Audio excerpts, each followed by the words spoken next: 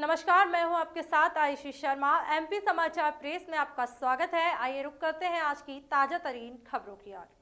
व्यक्ति का जीवन बचाने के लिए धनराशि की कमी नहीं आने दी जाएगी। शासकीय अस्पताल में बेहतर चिकित्सा सेवाएं उपलब्ध कराने के हर संभव प्रयास जारी है। चिकित्सा कार्ड में लापरवाही बर्दाश्त नहीं होगी। ये बातें विधायक सचिन बिरला ने शासकीय अस्पताल में रोगी कल्याण समिति की बैठक में कही। विधायक ने कहा, अस्पताल के ड्यूटी समय में डॉक्टर व स्वास्थ्य कर्मियों की उपस्थिति को लेकर बड़ी संगति सामने आई है। सार्थक ऐप में गड़बड़ी कर गैर हाजिर डॉक्टरों की उपस्थिति दर्शाई जा रही है। विधायक ने कहा, रोगी कल्याण समिति ने इस मामले को गंभीरता से लिया है और यह एक बड़ा घोटाला हो सकता है।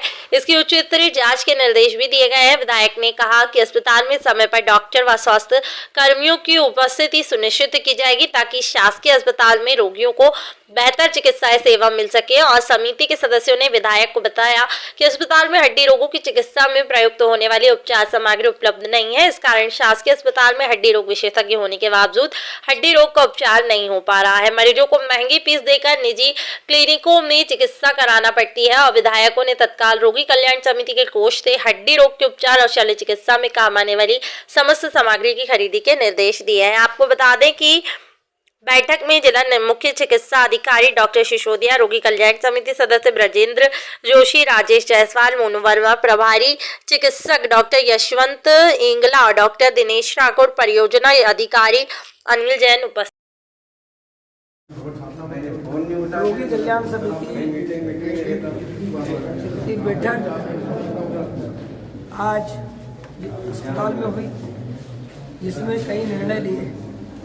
महत्वपूर्ण बात जो अभी निकल कर आई है कि सार्थक ऐप एवं फिजिकल अटेंडेंस में धांधली है।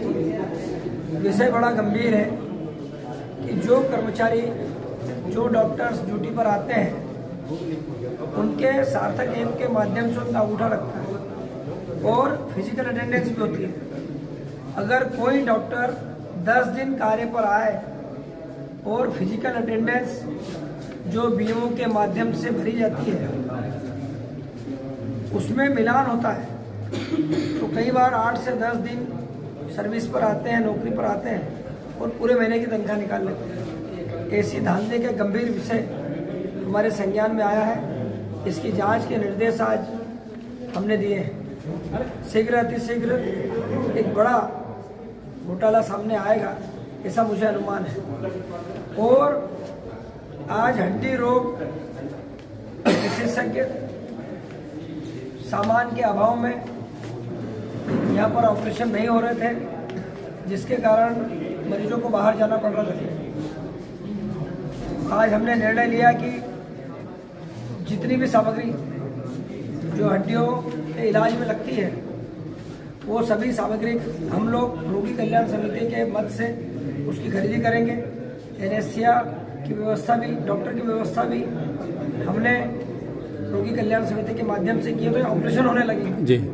अब गरीबों को बाहर नहीं जाना है। बाहर बड़ा पैसा लगता है, बड़ा पैसा खर्चा होता है और गरीब आदमी कैसे खर्च करेगा। और ये सब अकस्मात व्यवस्था है, एकदम अचानक से किसी का हाथ टूटता है, पैर टूटता है या कोई ऐसी व्यवस्था होती जो हड्डी रोग विशेषज्ञ के माध्यम से होना है, तो उन सबका काम भी यहाँ पर होगा। तीसरा, कैंटीन की बड़ी दिक्कत थी। सभी डॉक्टर्स और मरीजों की बड़ी व्यथा कई दिनों से हम लोगों के संज्ञान में आई, तो हमने 20 बाय 50 की जगह सुनिश्चित की है और कैंटीन बनाने का खर्च भी रोगी कल्याण समिति वहन करेगी, ऐसा हम लोगों ने आज यह निर्णय लिया। दूसरा, ओपीडी के लिए कूलर लाना है, एसी सुधरवाने हैं, छोटे छोटे सारे काम रिपेयरिंग के, चाहे सफाई की व्यवस्था हो। अगर पढ़ने जाऊंगा तो लंबी लिस्ट है। सोनोग्राफी को लेकर भी हाँ, सोनोग्राफी को लेकर भी आज निर्देश दिए हैं कि जो एक दिन सोनोग्राफी हो रही हो, कम से कम 4 से 5 दिन हो, क्योंकि इसमें गरीबों का बड़ा पैसा खर्चा होता है। उसके लिए भी हमने व्यवस्था की है। और कई ऐसे विषय हैं जो अति आवश्यक हैं, चाहे व्यवस्थाओं को लेकर हो, सुविधाओं को लेकर हो। ऑक्सीजन के 2 प्लांट हमारे यहाँ लगे हैं, उनकी भी रिपेयरिंग का कार्य करना है। और सभी शुल्क, जिस तरह से छोटी छोटी बातें थी, इसमें महंगाई के कारण एक रेफ्रिजरेटर भी खरीदना है, और महंगाई के कारण जो पैसा रोगी कल्याण समितियों को आता है वो खर्चों में जा रहा था। उसकी व्यवस्था भी हम लोगों ने रोगी कल्याण समिति की जो शुल्क लेती है